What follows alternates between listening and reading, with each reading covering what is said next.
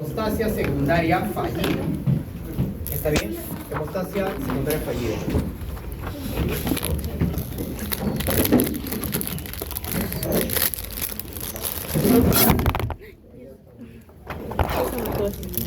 No tiene mucha. Muy bien, entonces ahora vamos a ver hemorragias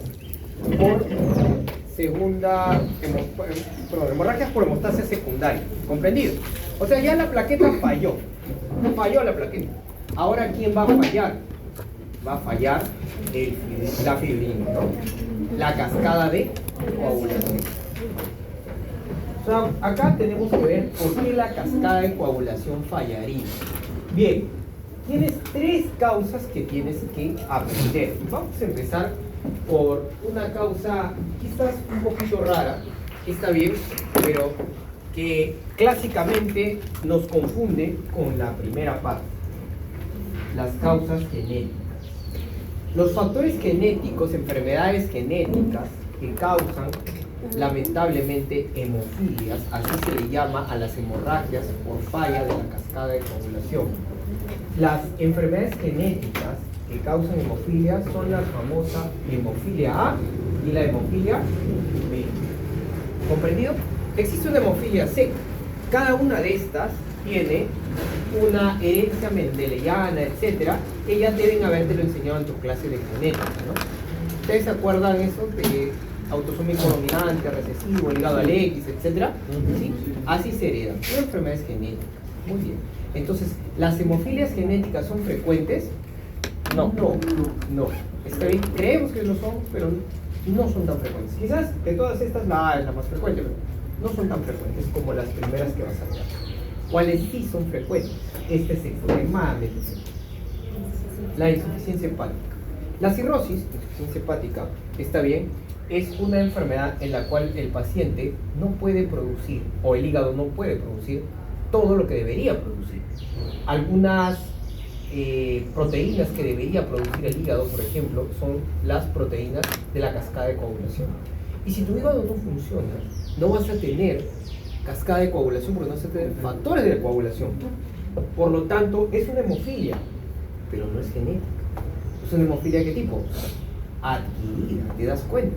¿Y es raro o no? No, esta sí es común, ¿no? La causa más frecuente de cirrosis en la actual, no, eso era en los años 70. Desde el 2003 en adelante es la obesidad, la metabólica, ¿no? La metabólica. Y después sigue la infecciosa y después sigue la alcohólica. Ha cambiado mucho el perfil clásico de los libros de los años 70. Entonces, la cirrosis hepática es ahorita la causa dominante de hemofilias en el mundo. Todo ha cambiado. La edición de los libros también debería ser. ¿Comprendido? ¿Sí? ¿Existen otras hemofilias? Sí. Pues la principal vitamina que fabrica o se encarga de participar en la producción de los factores de coagulación es la vitamina K. Una buena vitamina que tú la adquieres comiendo buenas lechuguitas, ¿no? Sobre todo hojas verdes, ¿no? Espinaca, lechuga, etc. El ser humano no solo es carnívoro, también es herbívoro, ¿no? Entonces en este momento pido disculpas para los que son carnívoros netamente y se ofenden, está bien, pero aquí les va a doler. Nosotros, los seres humanos, tenemos que comer sí o sí vegetales, sobre todo de hojas verdes, porque no solamente nos dan ácido fólico, magnesio, sino que también nos van a dar vitamina K. ¿Está bien? Ahora, la vitamina K no es pro vitamina K, ya saben a quién le hacemos chambear para fabricar la vitamina K que necesitamos. ¿A quién? Al hígado. No, a la microbiota. ¿Se acuerdan que la agarrábamos, fabrico y la golpeábamos? ¿Se acuerdan? Sí, muy bien. Entonces, la microbiota se encarga de fabricar vitamina K para nosotros. Así no comas ese día lechuga, ese día tienes garantizado tu vitamina K. ¿Saben por qué? Por esclavitud. Por esclavitud, exacto. Esclavitud a la microbiota. ¿Comprendieron? Entonces, si yo no tuviera vitamina K, no voy a poder formar varios factores de la coagulación. ¿Cuáles? Bueno, se los dejo de tarea para cuando estudie físico. ¿Está bien? ¿Sí? 2, 5, etcétera. ¿Cierto? Muy bien. Entonces, ¿qué tengo que saber yo? ¿Por qué no hay vitamina K? Pues, esta de acá es extremadamente común. Disbiosis. ¿Por qué habrían disbiosis? Son dos las causas más importantes de disbiosis. La primera es la falla en la nutrición, comer pura basura, es decir, un estudiante de medicina. No almuerza, come solamente comida chatarra para salvar y poder atender su clase y entender las hemofilias adquiridas. ¿Está bien? Ahí está. Muy bien. ¿Comprendieron? ¿Sí? Disbiosis. Pero no es la única, de hecho hay una más peligrosa, una que hace disbiosis en cuestión de días. El uso irracional de antibióticos. ¿Lo han escuchado o no? Sí. El uso Porque destruye la microbiota. Sí, la destruye y termina siendo disbiosis. ¿Comprenden? Ujú. Si hay disbiosis, ¿va a haber vitamina K? No. No espérese que no sangre el paciente. O sea, va a ocurrir. Muy bien. Recuerden, antibióticos o infecciones que adquieres por comer porquerías, tomar agua del pantano, está bien. Y otras enfermedades como la enfermedad inflamatoria intestinal, ¿no? Aquí es una patogenia que creo que van a exponer en la semana 13, así que no voy a abundar mucho en eso. Y bueno, por ejemplo, el recién nacido come lechuga. No. El recién nacido no come lechuga, ¿no? El recién nacido depende enteramente de ¿qué? De la leche materna. De todas maneras, la cantidad de vitamina K que entra por la leche materna es muy poca, sobre todo si la madre no tuvo una buena nutrición.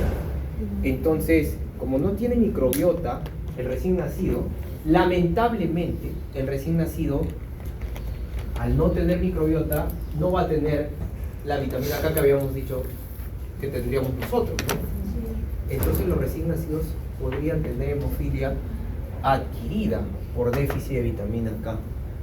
¿Lo entendieron? Hay un problema para los que van a ser pediatras, ¿no? Tienes un niño que recién nace y lo ves sangrando, full hemorragia. Entonces te pones a pensar, oye, ¿será una genética? Porque podría ser, ¿no?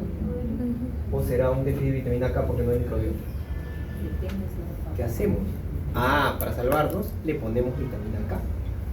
Y si comienza a fabricar bien bacán,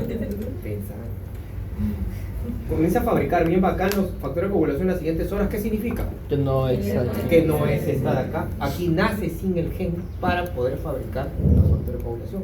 En cambio acá sí puede hacerlo, solo que le falta la vitamina nada más. ¿Comprendieron? Por eso en el Perú, desde el 99, a todos los recién nacidos, ¡zas!, los clavamos con un poquito de vitamina K. Y tomen avión. ¿De verdad? Buena idea. A todos, es por ley. Los Si no lo puedes, clavamos. pues ir preso. ¿Ya? Muy bien. ¿Entendieron esto? Y ahora viene lo que más me costó entender para mí, ahora para poder darle su clase. ¿Está bien? Colestasis. ¿Está bien? Me costó porque yo no conocía ese mecanismo y resulta que es un mecanismo nuevo que aparece en las nuevas ediciones de Robbins. Ya también en Principio de Medicina Interna o Medicina Clínica de CECI. Entonces para mí era difícil, ¿no? Busqué en Harrison en CECI y pude entender mejor. La colestasis es un síndrome en el cual se obstruye nuestro querido colédoco, en realidad toda la vía biliar.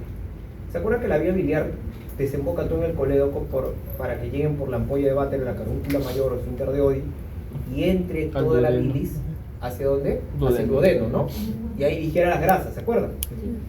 ¿Ustedes se acuerdan cuáles son las vitaminas liposolubles, es decir, que entran con la grasa? ADEC, ¿no? A, D, E, I, K. O sea, si yo no comiera grasas con mi querida lechuguita, o sea, imagínate un hamburguesón, podría tener problemas porque no se va a absorber, ¿no? Necesito la grasa para poder absorberla. ¿De dónde se obtiene la grasa? Carnes. En realidad de cualquier elemento animal, ¿no? ¿Cierto? Somos omnívoros, ¿no? Somos omnívoros. Entonces, ¿se imaginan que esté obstruido el sistema biliar y ya no tengas cómo digerir las grasas? Por más que entre buena cantidad de vitamina K, no se va a poder absorber. ¿Comprendes? Entonces, la colestasis es un problema porque no deja absorber las grasas porque la bilis no circula. ¿Entendido? Al fondo, ¿alguien tiene alguna duda? En realidad es un proceso larguísimo que me costó un montón entenderlo a mí, ¿no? Era un mecanismo nuevo y siempre hay que aprender. ¿Dudas hasta ahí? ¿Ninguno? ¿Entendieron las hemorragias por hemostasia secundaria fallida? Las de acá. Un repasón para los que llegaron. Luciana, que sabe bien. Muy bien. A ver, vamos a ver. Hemostasia primaria fallida. Plaquetas mal. No funcionan o no tienes. Una de dos. ¿Está bien? Vamos a ver en este caso. Un papel higiénico que me puedan prestar. Yo traigo de baño. ¿Tienes? No sé, pues siempre. ¿Alguien tiene papel higiénico? No, por favor. De ahí te regalo el baño.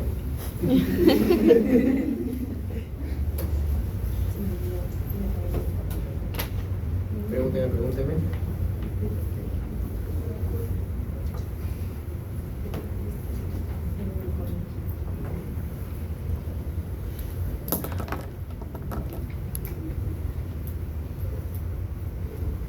Acá están las principales causas de por qué tienes menos plaquetas de lo que deberías.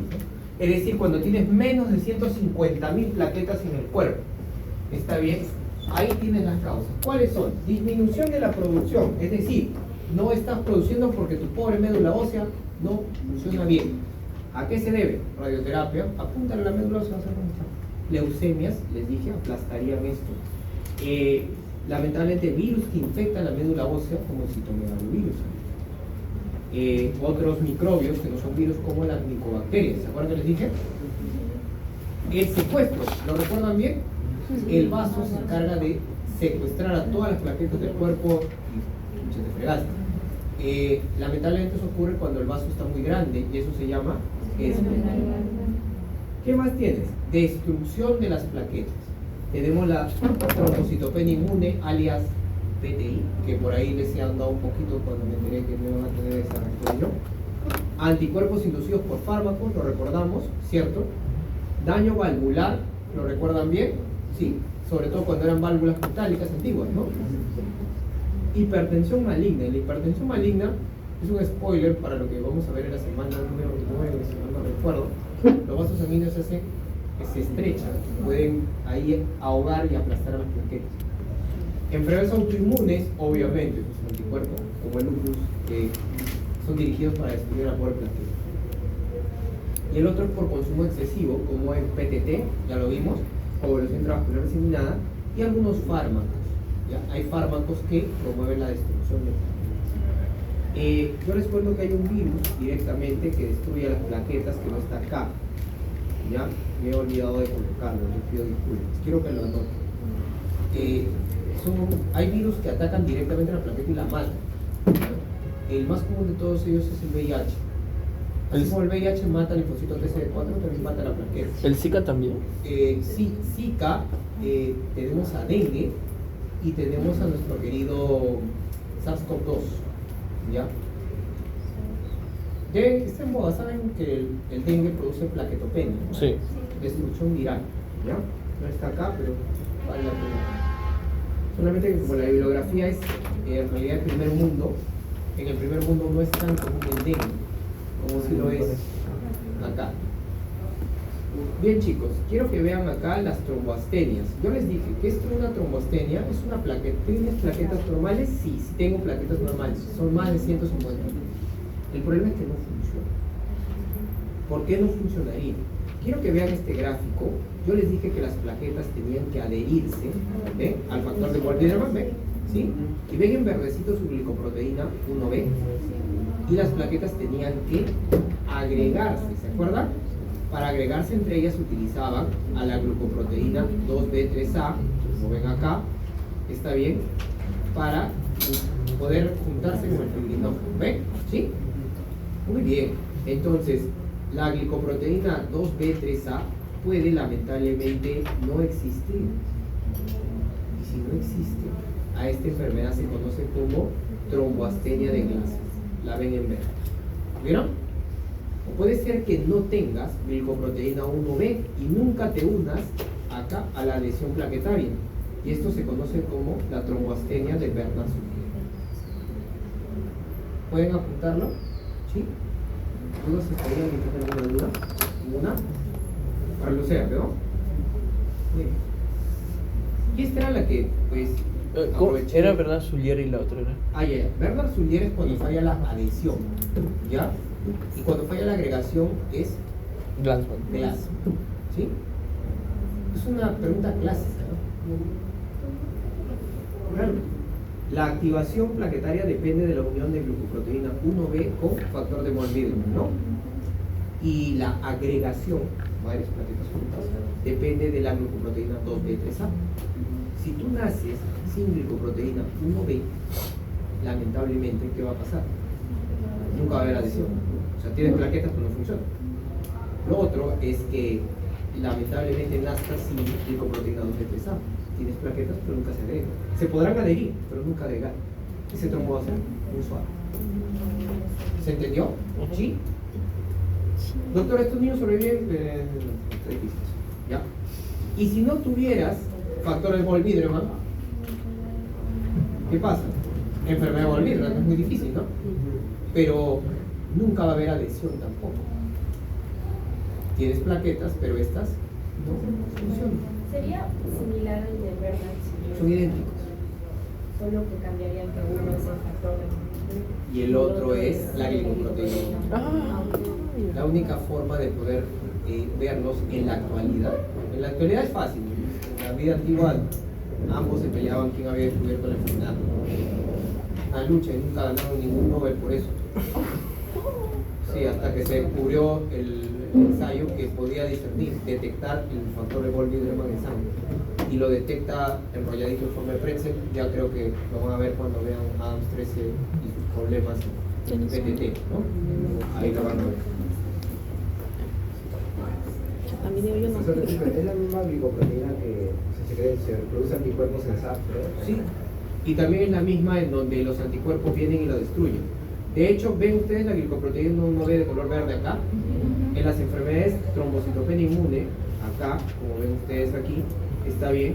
Los anticuerpos son dirigidos para destruir a las plaquetas, así.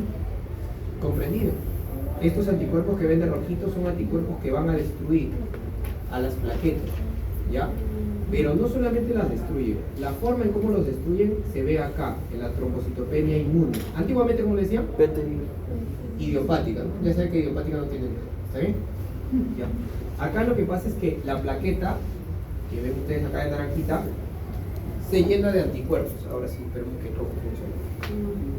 Tengo fe. Y la fe no maligna. ¿Cómo que no? ¿Ves o no los anticuerpos?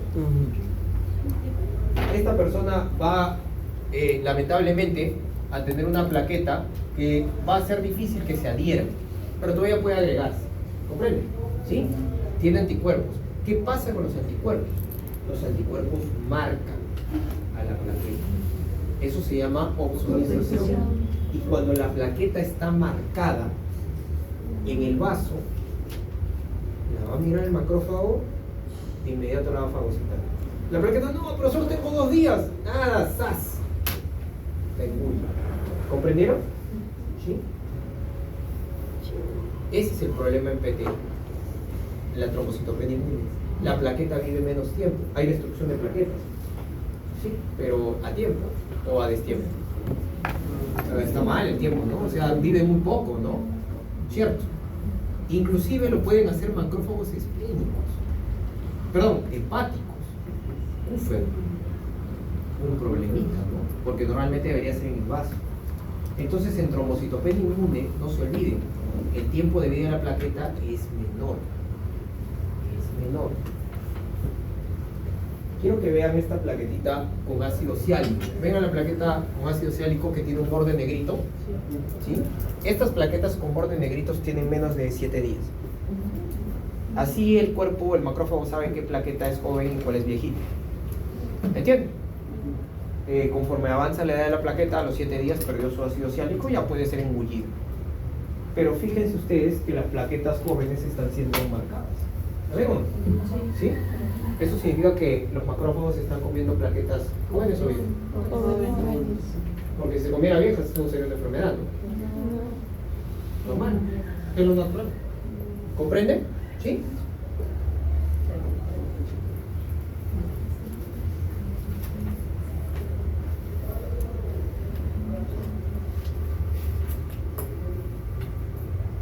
Ahora vamos a ver la trombocitopenia inducida por fármacos.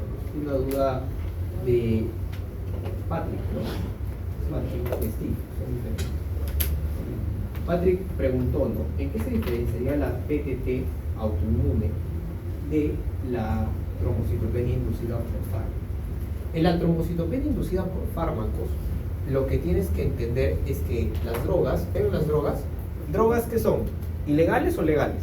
Depende. En realidad todas las drogas son fármacos, ¿está bien? ¿Ya? Y hay legales e ilegales, ¿está bien? Entonces cuando digo drogas estoy hablando de un fármaco, ¿cierto? Para un médico droga significa fármaco, ¿está bien? Miren ustedes las drogas que están acá, ¿en qué colorcito? Rojo. No, verde, mírenlo bien. Ah, las Rojo. chiquitas. Azul. Sí, yo les he dicho que tengo problemas, ¿no? Yo dije que jalé mis exámenes prácticos de anatopato, ¿no? ¿O no les dije? Sí, les dije. ¿No les dije? No. Sí, claro. Siempre les digo. Bueno, los que son mis alumnos de práctica sí lo saben bien, pues me atormentan poniendo imágenes de color morado, rosado, todo es igual. Malo conmigo. Entonces, quiero que vean ustedes, los anticuerpos dependen de las drogas, se le conoce como DDAB, de color rojo, los anticuerpos, y las drogas de color azul. ¿Lo ven? Sí. ¿Ya? El cuerpo detecta a la droga como, lamentablemente, un agente extraño e intenta destruirlo. ¿Comprendes? Intenta destruir esto. Pero algunas drogas se pueden pegar a la plaqueta. Porque ahora el anticuerpo va a venir y se va a pegar a la plaqueta. Y ustedes saben, toda plaqueta con un anticuerpo está marcada. ¿Y qué va a hacer el macrófago cuando llegue? Se la va a antes del tiempo. ¿Comprendido? Es muy diferente a PTT, ¿no?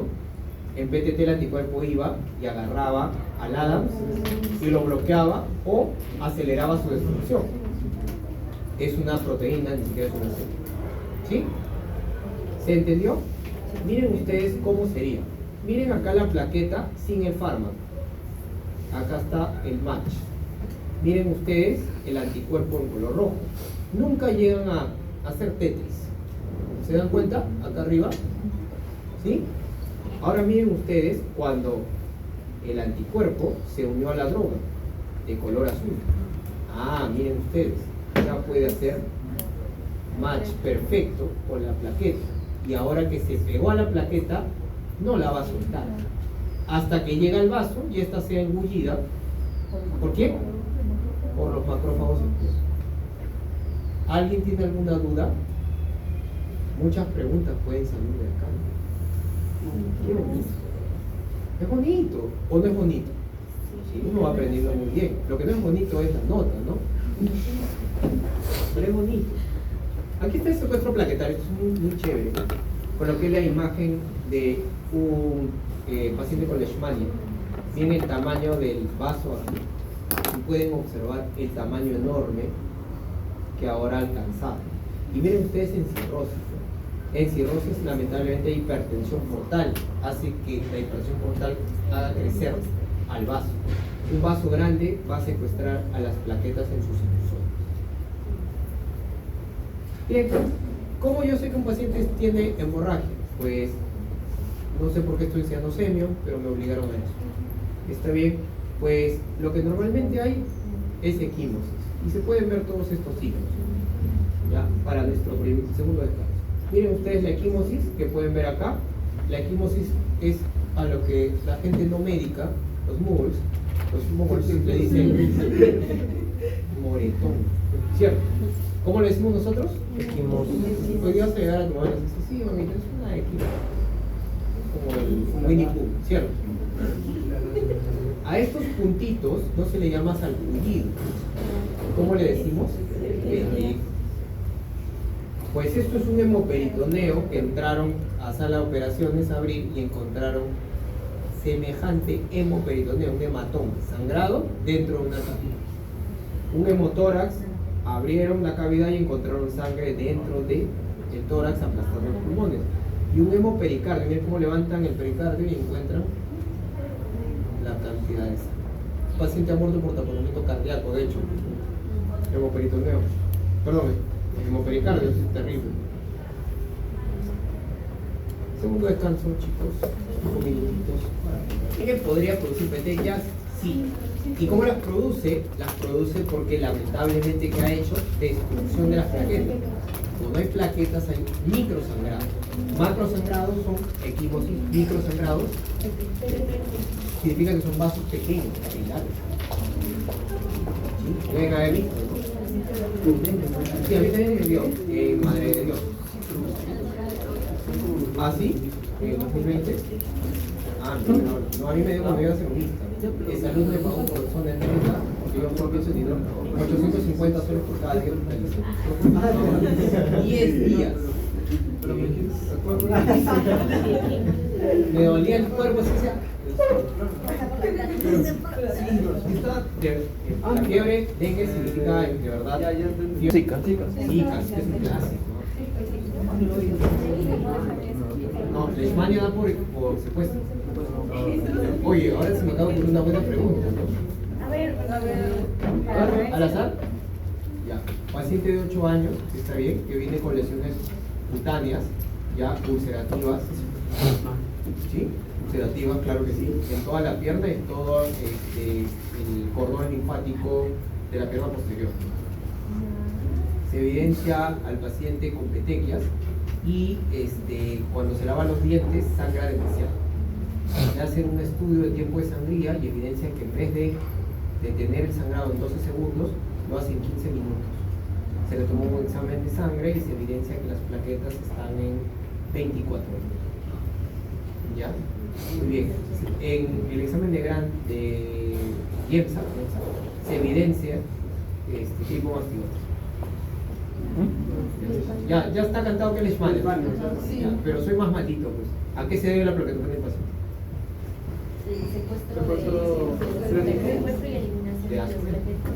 Nunca te pregunté diagnóstico. Jamás. No necesito preguntarte diagnóstico para torturarte. Puedo torturarte con mecanismos patogénicos. Ah, es fácil ahorita porque has estado atento a las clases, ¿lo ves? Imagínate que tú has estado dormido, que te hubieras conversado. O que ese día, que a pesar de que no sabes todo, no dormiste, no comiste, no descansaste. Y ahora tenemos acá Dime, José. No. Hematoma es un sangrado en una cavidad, como la que viste. Mira, ves acá las cavidades, peritoneo, pleura, pericardio. Mira el sangrado ahí. La equimosis es un sangrado subcutáneo, una hemorragia de un vaso grande. ¿Ves la equimosis grandota? ¿Sí? Aquí es sangre pura, dentro de una cavidad. ¿Quedó claro? Si no lo repito. Sí, hematoma es una cavidad. Sí, pues. Doctor, disculpe, en el caso de la leishmania sería el secuestro y la eliminación de las plaquetas o solamente el secuestro? Secuestro con eliminación. Gracias. Qué buen almuerzo.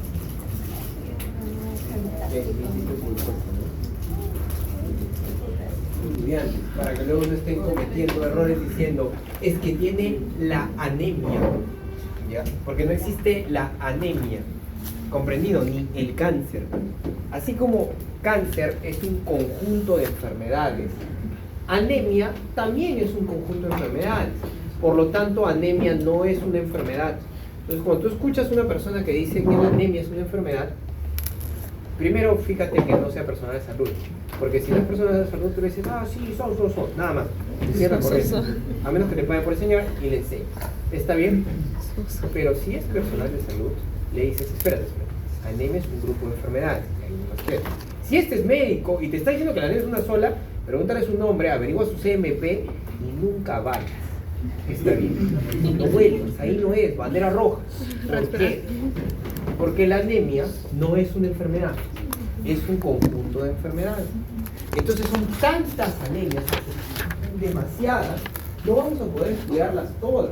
Es imposible, ¿está bien?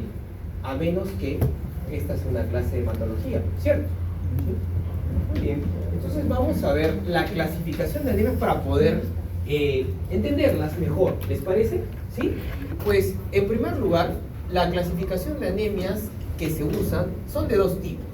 La clasificación clínica en la clasificación clínica sirve en realidad para dar tratamientos de inmediato. Está bien, pero no se entiende por qué suceden las anemias. La clasificación clínica es muy práctica.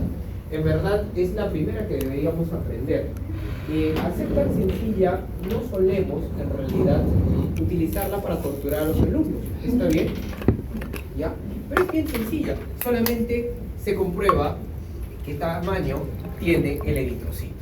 Si el eritrocito es grande, se llaman anemias macrocíticas o anemias con un BCM alto. ¿Está bien? Si la anemia es pequeña, perdón, el glóbulo rojo es pequeño, su volumen es pequeño, se conocen como anemias microcíticas. Y cuando tienen el tamaño perfecto, entre 80 y 100 femtolitros, hablamos de anemias normocíticas. Y las causas las encuentran acá. Ahí están todas las anemias que podríamos aprender como estudiantes.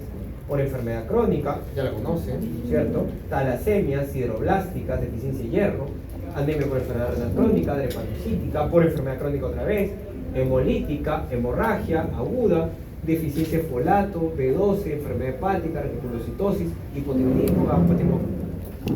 Ahora que ya sabes todas las anemias que existen, no vas a volver a decir tiene anemia, vas a decir tiene anemia macrocítica para englobar un grupo, ¿sí o no? ¿Sí? O microcítica. Pero esa no es la clasificación que vamos a utilizar en esta clase, porque esta clase no es una clase de diagnóstico hematológico, ¿cierto? ¿O lo es? No. ¿Qué clasificación vamos a usar? Dios mío. La clasificación fisiopatológica. La clasificación fisiopatológica de la anemia depende de los mecanismos de por qué éstas aparecen y dependen enteramente del órgano productor de los glóbulos rojos. ¿Cuál es el órgano productor de los glóbulos rojos? La médula ósea. Entonces el enfoque fisiopatológico habla de la respuesta medular, es decir, de cómo responde la médula ósea frente a la disminución de glóbulos rojos. ¿Comprendido? Y hay dos tipos. Las regenerativas, que se retiren, ¿me parece? Para poder explicar tranquilo. ¿Está bien? Son dos. ¿Ya? ¿Salgo a votarlos? Ustedes dicen. Sale a botarme.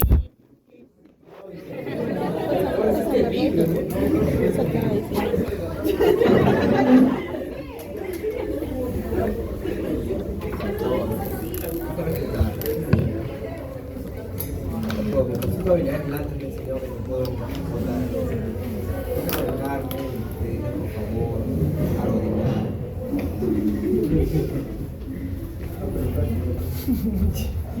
Oye, hacen bulla, ¿no? Pues dicen, todos queremos irnos temprano. Entonces,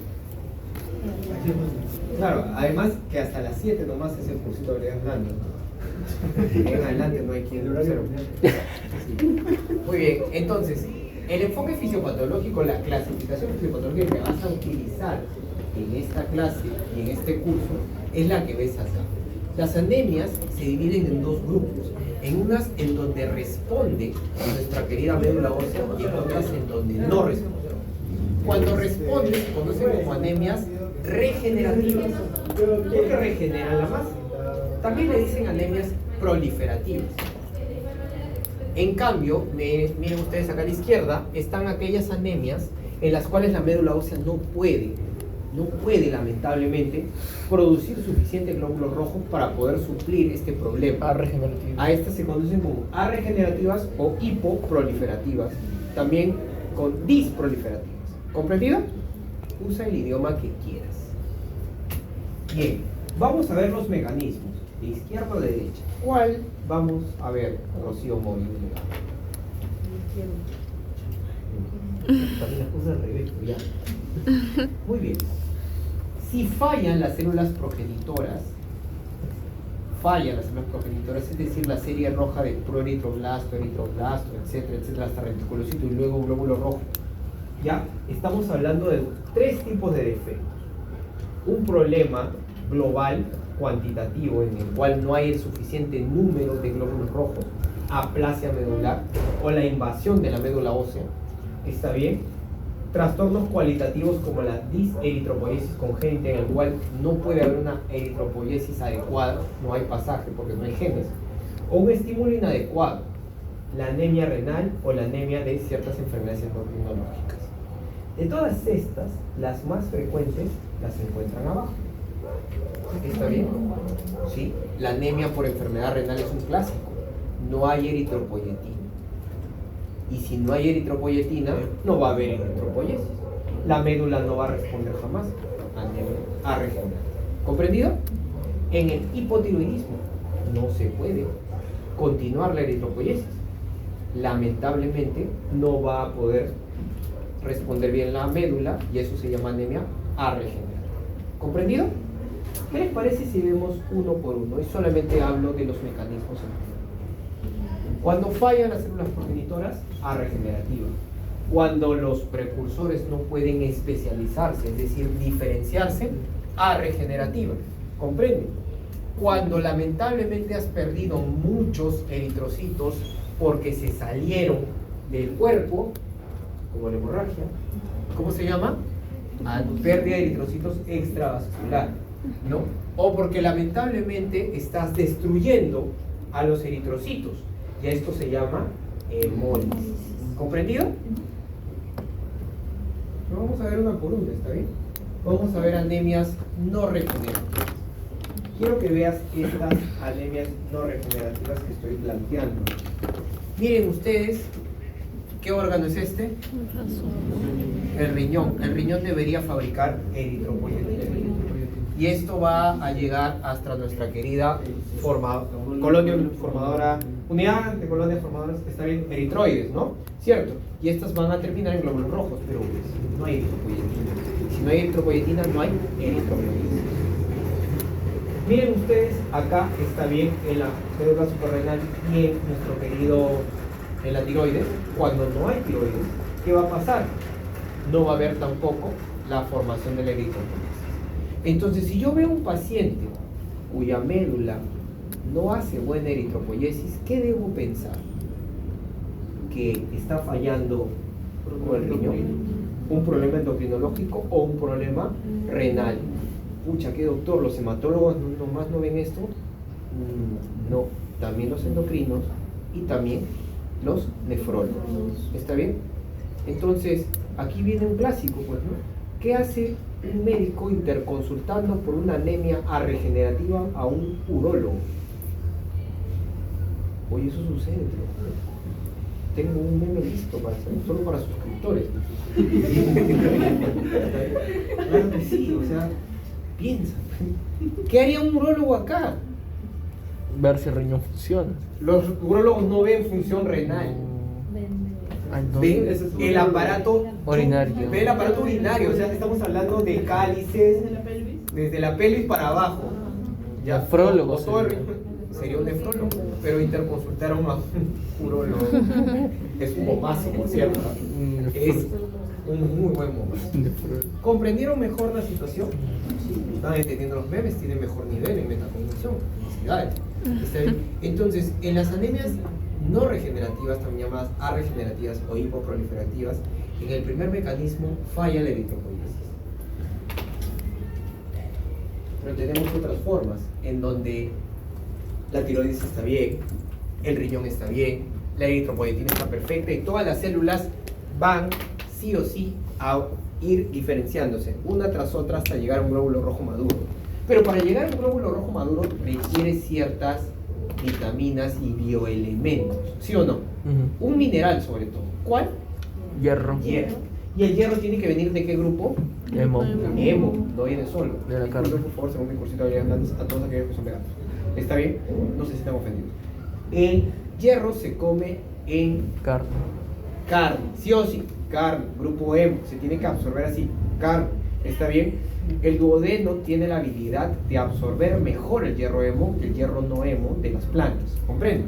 Entonces, aquí, inclusive en el libro de Fisiopato, colocan al hierro, ¿en qué forma? Hemo. Hemo, ¿se dan cuenta? Muy bien, hasta ahí comprendieron. Entonces, el hierro hemo es crucial para unirlo a qué cadenas, alfa y beta globina. Observa, ¿qué tipo de anemia será en donde no hay hierro? Ferropénica, tal cual. ¿Comprendieron? ¿Sí? Es la anemia más frecuente de todas. las anemias.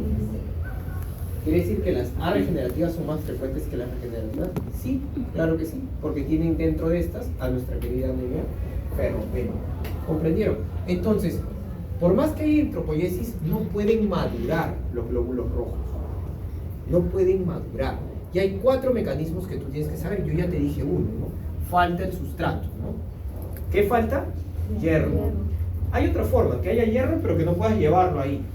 Y eso es en la anemia inflamatoria. No sé quién va a exponer de acá. Ya eso. se Pero bueno, me pusieron sin saber qué tipo de anemia. Pero lo que pusieron sí entendieron, de hecho que sí. Y lo deben haber hecho bien. Entonces es por secuestro del hierro. Hierro hay, el problema es que está secuestrado. Es otra historia, ¿cierto? Muy bien. El segundo mecanismo que tienes que saber es que lamentablemente las cadenas de alfa o beta globina fallan. Y a Talasemia. estas se conocen como las talasemias. ¿Comprendido? Aunque las hidroblásticas son otra forma, está bien. En estas lamentablemente el hierro no se acopla bien en donde debe. ¿Ya? Esa es otra historia. No son tan comunes, en cambio las talasemias sí lo son. Ya explicaremos por qué. ¿Está bien? Tienes un mecanismo, un cuarto mecanismo que quiero que veas acá, que es el código genético de nuestros queridos eritrocitos. Para que los eritrocitos, que son células que se dividen mucho los precursores, porque tienes mucho más eritrocitos que células de otro tipo, pues requieres estabilidad genómica, ¿sí o no? ¿Sí? Y para la estabilidad genómica, para que no haya mutación y no haya problemas, necesitas buenas vitaminas. Son 2 vitaminas que necesitas para estabilizar el ADN de un precursor eritroide. Estas 2 vitaminas son la B12 y la B9. ¿Comprendieron? ¿Sí? Y si no comes B12, porque no comes carne, Muerte. o sea, no solamente no llega hemo, sino que tampoco llega B12. Y bueno, el B9, ¿de dónde se obtiene la vitamina B9?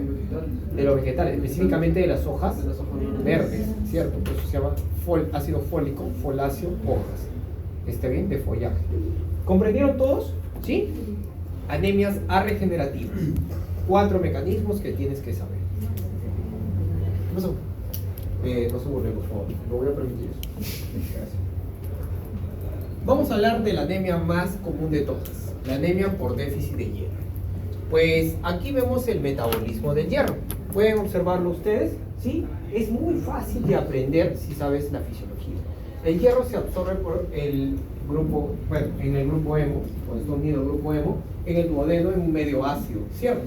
¿Sí? Entonces, necesitarías, para que una persona tenga anemia ferropénica, no darle hierro, que no coma nada de carne, y dependa enteramente de los vegetales.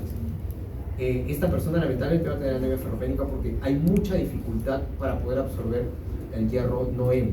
Inclusive hay que transformarlo de un ion al otro, es una chamba que consume energía, ¿ya? Sí, es un gran problema. Muy bien, ¿qué más podría pasar? Fácil, que no tengas ácido. ¿Por qué una persona no tendría ácido?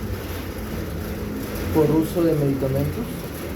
Usa medicamentos que le quitan ácido, los antiácidos. ¿Han escuchado del omeprazol? Y de los queridos doctores que le dan omeprazol como 3-4 años a las personas, o el omeprazol como protector gástrico. ¿Has escuchado? Bueno, cuando tú veas un colega que hace eso, ya sabes. Ahí no es. Ya, banderita roja. ¿Cierto? El omeprazol es un antiácido que tiene una indicación de 6 a 8 semanas y es manejado por los gastroenterólogos para retirarlo. Y doctor, si yo veo un rastro que está dando para toda la vida, ahí no es. Tampoco es. Ya. Recuerden. Ya. Hay que aprender bien las ciencias básicas. Entonces, lamentablemente el omeprazol da anemia ferropénica. Entonces, la anemia ferropénica no solo se debe a a falta de comida, sino también a uso de medicamentos que no permiten la absorción. ¿Se dieron cuenta? ¿Sí? Muy bien. Es fácil de entender. No se olviden que también se recicla el hierro, por si acaso, en un ciclo que depende enteramente de los macrófagos, ¿no? La hemocateresis, de hecho, es la forma en cómo se recicla, ¿no? El vaso. Bien, ¿todos? ¿Alguna duda? Entonces, la anemia ferropénica es una patología bien fácil de explicar. El mecanismo es, no comes hierro, o la cantidad suficiente que necesitas, ¿cierto? ¿En qué época de la vida uno necesita más hierro? En la adolescencia. ¿Ah? En la adolescencia y en la adultez. En la adolescencia y en la gestación. Porque en la adolescencia creces, en la niñez también, ¿ah? Sigues creciendo. Su profesor, por ejemplo, difícil que tenga este problema, ¿no? No va a crecer más, ¿cierto? Pero yo a mis, bueno, 11 años, dejé de crecer, todavía crecía, necesitaba hierro, entonces, no solamente en la adolescencia, sino en toda la niñez, se crece. Las cantidades de hierro cada vez son mayores que se necesitan porque el cuerpo es más grande cada vez. Y en la gestación, porque a pesar de que la mujer no crece, tiene otro ser vivo que está creciendo en esa. ¿Dudas hasta ahí, chicos? Sí, hay clases. Recuerden ustedes que la epsilina es una proteína que juega bloqueando a la ferroportina. ¿Está bien? Tiene otros mecanismos de los cuales no voy a hablar ahorita, pero ya los dijeron en su clase, ¿está bien? Pero la epsilina es crucial para poder capturar el hierro en ciertas células, ¿no? Se suelen almacenar el hierro en los enterocitos, los hepatocitos y los macrófagos. ¿Está bien? Entonces, en presencia de EPO no hay problema. El problema es que no hay suficiente EPO en ciertas enfermedades como las enfermedades inflamatorias crónicas. Es otro mecanismo de estas. Ya no lo puedo hablar ahorita porque voy a demorar mucho y eso ya tiene una exposición aparte. Es un mecanismo triple, ¿no? El triple mecanismo. Muy bien. Ahora sí, vamos a la clase teórica. Anemias arregenerativas todavía. ¿Se acuerdan el mecanismo en que las cadenas alfa o las beta estaban chancaditas? ¿Cómo se llaman esas enfermedades? Talasemia. Talasemia. Las talasemias son de dos tipos, las alfa o las betas. Pero la beta es la más frecuente y por lo tanto la que vamos a preguntar. Está bien. La beta ocurre porque hay mutaciones en el cromosoma 11 en donde están las cadenas de las globinas codificadas. ¿Está bien? Y tiene dos mecanismos. Tienes poca hemoglobina A del adulto, ¿está bien? Porque lamentablemente no puede sintetizar bien, ¿está bien? O lamentablemente la hemoglobina desnaturalizada, es decir, se precipita el glóbulo rojo haciendo de que este pierda su color, es detectada por los macrófagos y se lo terminan comiendo antes del tiempo pensando que es un glóbulo rojo viejo cuando no lo es. Eritrofagocitos. ¿Comprendieron? ¿Sí? Muy bien. Entonces, quiero que veas aquí. Puedes ver que hay hemólisis extravascular porque los glóbulos rojos están detectando unos, miren ustedes, los glóbulos rojos que tienen lamentablemente la hemoglobina en la periferia, ha caído por gravedad, porque está desnaturalizada. Y creen los macrófagos que son en realidad, ¿qué cosa? Glóbulos rojos viejitos, ¿no? Y los terminan matando antes de tiempo. Eso se llama hemólisis. En la beta talasemias pueden hacer hemólisis. Pero lo más normal es que los glóbulos rojos no puedan sintetizarse adecuadamente en la médula ósea. Entonces, la beta-talasemia es una enfermedad en la cual no se sintetizan bien las cadenas de hemoglobina. Por lo tanto, sus glóbulos rojos son inmaduros y la médula ósea se traba en el proceso de eritropoyesis. ¿Dudas? ¿Alguna? Como la médula ósea no puede, pues de inmediato va a haber una hipertrofia e hiperplasia de la médula ósea, sobre todo de los órganos que generalmente tienen una médula ósea muy pequeña, como por ejemplo los huesos planos. Los huesos planos como, no sé, la escápula, el esternón, sí suelen producir bastante, el hueso pélvico, ¿no? El hueso ilíaco, pero el cráneo no debería tener médula ósea. Su médula ósea es tan delgadita que casi no produce un eritrocito al día. Mientras que el hueso del esternón, 1 millón, 2 millones fabrica el hueso ilíaco, diferente. En estos niños que nacen con estos problemas, lamentablemente, como necesitan estar fabricando más eritrocitos porque estos mueren antes, terminan haciendo que su cráneo se llene de médula ósea y se expanda y se deforme para compensar. ¿Comprende? Entonces el niño con talasemia tiene alteraciones en el cráneo. ¿Dudas hasta ahí? No. Muy bien, quiero que vean y entiendan que son 4 genes de la beta-globina. Yo les dije, la beta-talasemia es la más común, o sea, que la cadena beta sea la que falla. Son 4 genes que codifican la beta, por si acaso, ¿ya? Si falla uno, bueno, felizmente tengo 3 que me salvan, ¿no? Si fallan 2, ya estoy medio feo. 3, ya créeme, 4 es lamentablemente incompatible con la vida. No tienes cadenas beta y no vas a sobrevivir. ¿Dudas hasta ahí? Todo en orden. Ninguna.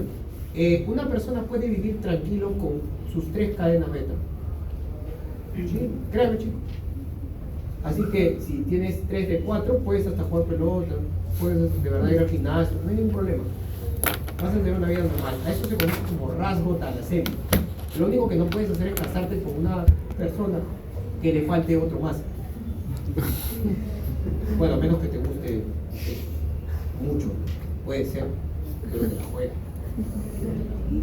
Depende. Ah, qué bendición. Oye, ¿alguna duda hasta acá? A más genes mutados, más peligrosa es la enfermedad.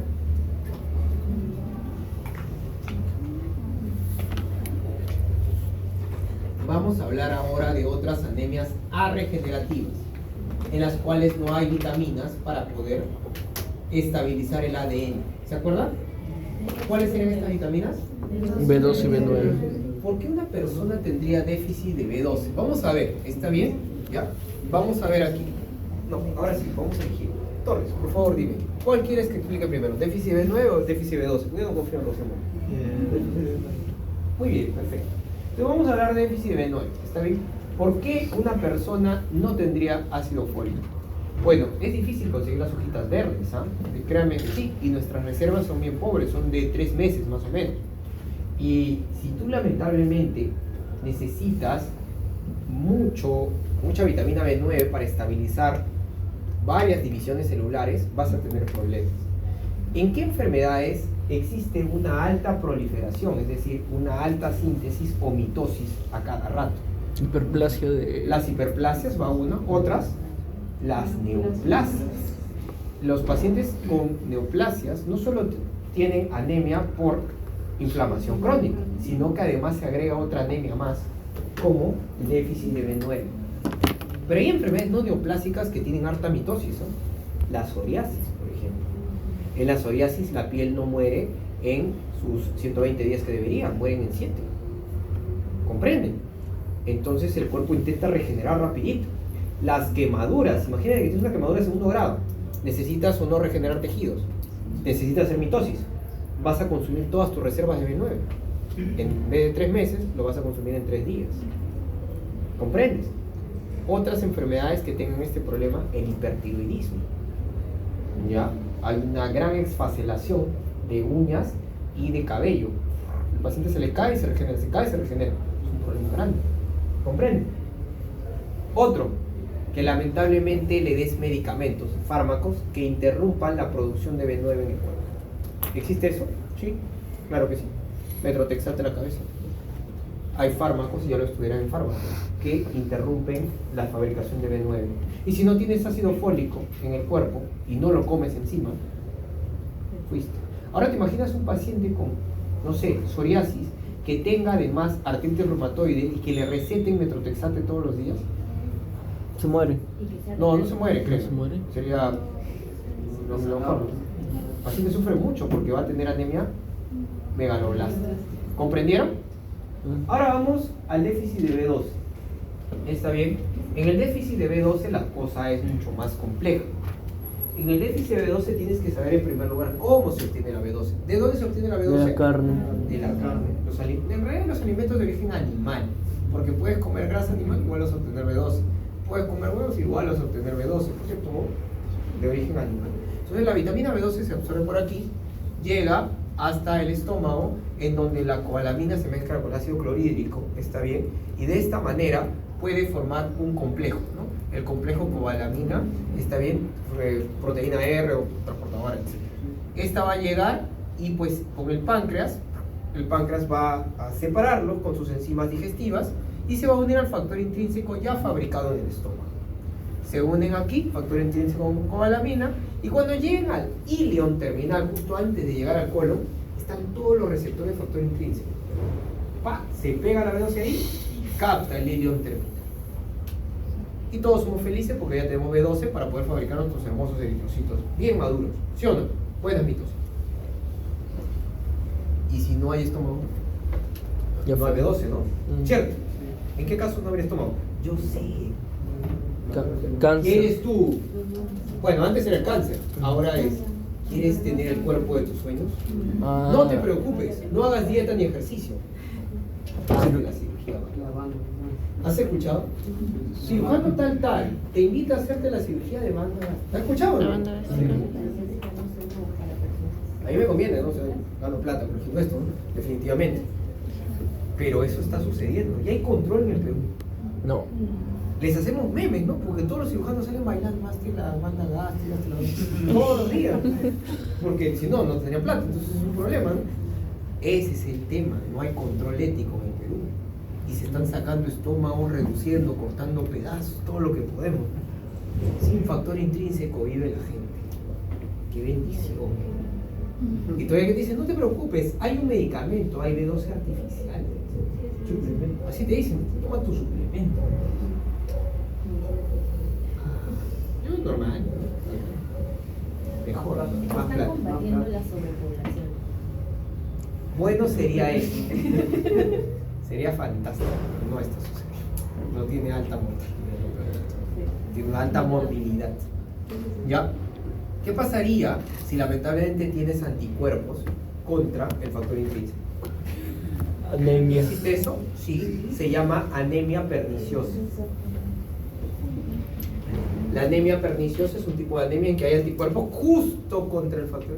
O lo peor de todo, hay anticuerpos contra la célula parietal, que es justo la que produce el factor intrínseco. ¿Existe eso?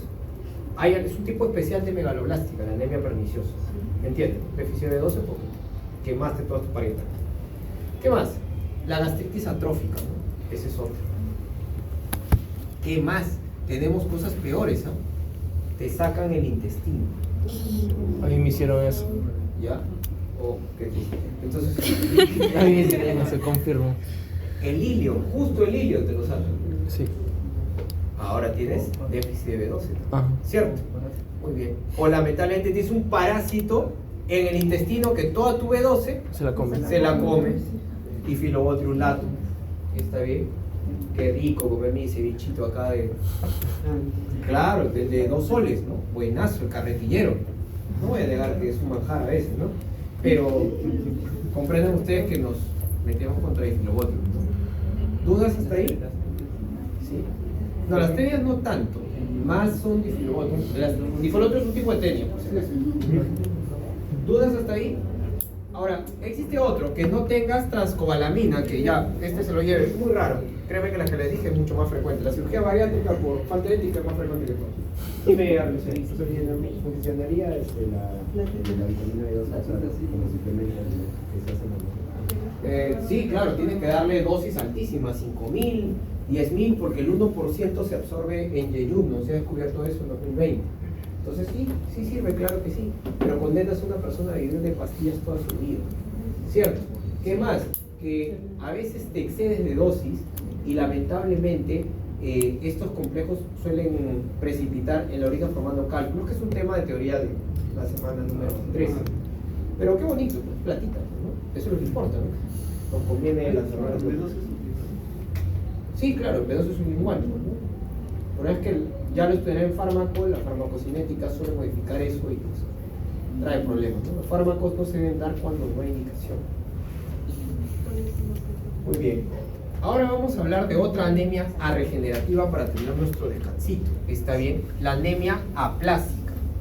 En la anemia aplásica, lamentablemente, las células no pueden madurar.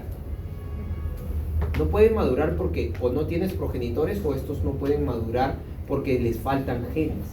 ¿Está bien? Y pues hay muchas formas, pero la más común es la anemia aplásica adquirida. Es decir, que la adquieres durante tu vida adulta o después del nacimiento. ¿Y saben por qué sucede? Por citoquinas. Las citoquinas impiden la eritropoyesis. Es más, la anemia aplásica es una complicación de la anemia por inflamación crónica. Deben haberla visto cuando presentaron, ¿cierto? Sus compañeros. Las citoquinas no permitían el pasaje de eritropoyesis. Pero hasta ahí. Y en la anemia por enfermedad crónica lo expliqué muy claramente. ¿Qué no hay? EPO, eritropoyetina. Si no hay eritropoyetina, no hay eritropoyetina. Listo, ahora. Pero. Ya está. Pero no tiene que estar tiempo. No, esa es nuestra. Esa es nuestra. Lo envío con el doctor Marto para que los tenga. ¿Ya? Y se lo envío a la Bien, delegada. vamos a ver anemias hemolíticas, pero vamos a descansar unos 5 minutos.